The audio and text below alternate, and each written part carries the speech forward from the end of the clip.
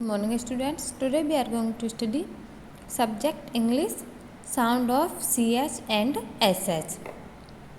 ये आपको क्या दिखाई दे रहा है? RI, LUN, TEA. आपको क्या करना है बच्चों? RI में आपको एरो के जरिए सर्कल में आपको CH दिखाई दे रहा है ना, CH. आपको RI से CS जोड़ना है, इसको वर्ड को कंप्लीट करना है. जैसे RICH, तो इस वर्ड को कंप्लीट करके आपको यहाँ लिखना है RICH, रिच. ओके.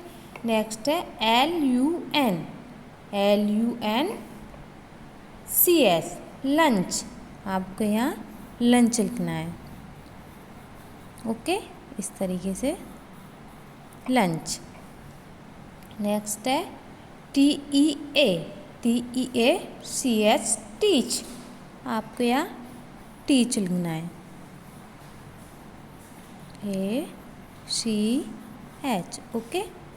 नेक्स्ट है BUSH.